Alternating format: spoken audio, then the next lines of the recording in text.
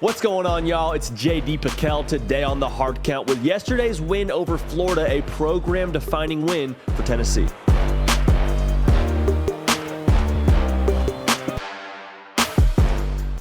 Welcome into the Hard Count, the People's Show for every single thing that you know and that you love about college football. It happens here on a daily basis.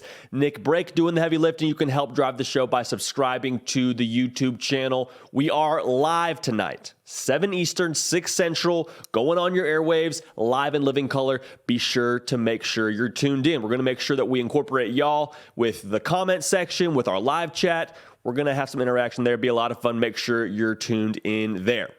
Tennessee got an enormous win yesterday at home against the Florida Gators, 38-33. There is a lot to unpack about this game. It begs the question that we're going to answer at the end of this video. Was this a program-defining win for Tennessee? I have my thoughts, but let's start at the very top of this thing. Because Tennessee, going into this game, a lot of buzz, right? Game days on campus. They checkerboarded the Neyland Stadium. The Neyland Stadium, I guess it's fine. We put a "the" in front of it, right? Checkered Neyland is one of the 7 wonders of college football. I truly believe that. So it was romantic in an atmosphere in itself, but for Tennessee to go out and play the way they did told us a lot about this program. First and foremost, elite programs have guys step up when the rest of your team isn't full strength. Cedric Tillman is their alpha dog wide receiver. Don't believe me? He had 18 targets against Pitt. When you watch Tennessee's offense, Cedric Tillman's lined up to the right. Hendon Hooker, right-handed quarterback. The ball goes to the right a fair amount of the time. So having your safety blanket not playing in your biggest game of the season thus far, there was a lot of question marks. Who's going to step up? Will they have somebody step up? Will they have to change their game plan? What does this mean for Tennessee? And all that happened was you had Brew McCoy have a coming out party like we told you he would. Over 100 yards receiving, played like a dog, really had that kind of light bulb game that I think a lot of us around the college football world were hoping he would have eventually. Popped off in a big way. Also had Ramel Keaton, a guy that had been, I don't want to say quiet for the most part, but he was a guy that we were all very pleased to see step up within the college football circles as well. Jalen Hyatt also carried the load. You see where I'm going with this? Elite programs, when a star player like Cedric Tillman goes down, they find a way to compensate for it. Now, you hope you get Cedric Tillman back sooner rather than later. It sounds like that will be the case at Tennessee, but to have your wide receiving core step up in a big way with him out of the lineup, that's a huge deal, folks. It shows you that, hey, for Tennessee, when things aren't 100% within that roster, whatever it looks like, they're going to have a chance to still be successful. You can't count them out because they're resilient and they have guys step up. Riffing on that same point, the running back room wasn't at full strength in this game. Jabari Small still played really well, carried it for about 90 yards this game. But even going into it, we had an assumption you might need Hendon Hooker to step up in the run game.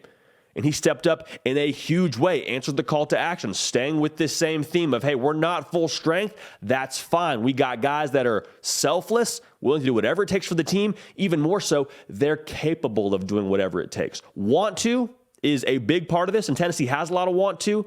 Ability to, roster-wise, talent-wise, is a whole other thing. So to have the ability to step up when guys go down in the run game with Hendon Hooker, in the pass game with guys like Brew McCoy stepping up with Cedric Tillman out of the lineup, that tells you a lot about what this Tennessee program can do as the games become more and more meaningful down the stretch. This was an enormously meaningful game for Tennessee.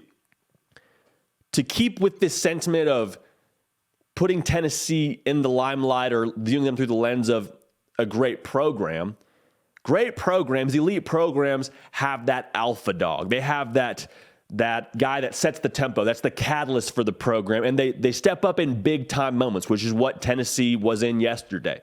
And for Hendon Hooker to play the game that he did in the environment that he did, on the stage that he did. I mean, you can't say enough good things about Hendon Hooker in his performance yesterday. So what does this mean going forward for Vols fans? I think it shows you that Hendon Hooker last year wasn't a fluke. Because remember, he didn't start the season for Tennessee a year ago. He came into the year as QB2, and he has taken off since then. But there were still obviously lingering questions and murmurs and whispers of, okay, well, he did it one year, but now they've got tape on him. Now we've had a whole offseason across the Southeastern Conference to look at Hendon Hooker's tape and figure out how to beat him. And what does he do yesterday? Goes out, runs for over 100 yards, and lights the world on fire passing the ball. Hendon Hooker, very similar to what we saw AR against Utah in that first game. Hendon Hooker is going to at least give Tennessee a chance in every single game.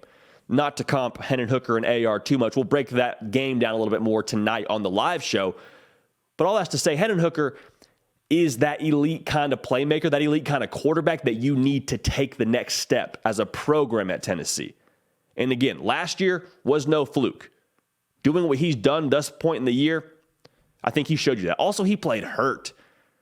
Your guy gets dinged up a little bit. The shoulder gets, I don't even know what it really was, but his shoulder looks like it's not in 100% condition after that run early in the game. And what does he do? Just continues to play through it. He's wincing, goes out there. They asked him, Hendon, did that impact the way that you played the rest of the game? He said, no. That's just the way the game is. To have your quarterback be a competitor and be as talented as he is, there's a lot of things that I think are teed up for Tennessee right now. There's a lot of things that are on the table for Tennessee that probably weren't the last few years. And so to answer the question, was this a program-defining win for Tennessee?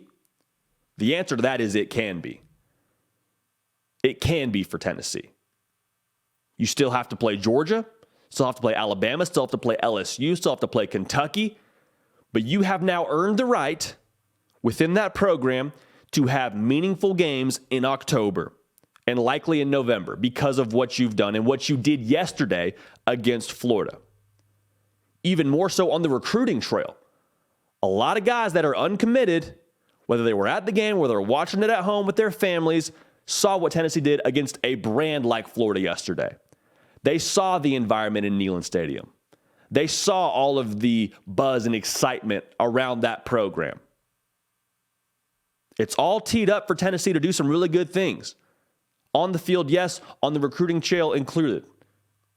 Included. You can look back at this game for years to come, depending on what Tennessee does, and say, that was the fork in the road. That was the spark that created the wildfire that is now Tennessee football. Again, is it program defining today? It's season defining. But they have now given themselves the opportunity to capitalize on the momentum around this program. They've created the momentum. It's teed up. Now they just got to hit it out of the park. Easier said than done, but nonetheless, an enormous opportunity awaits Tennessee the rest of the season and beyond. Josh Heupel, I loved what he said on the field in his post-game interview.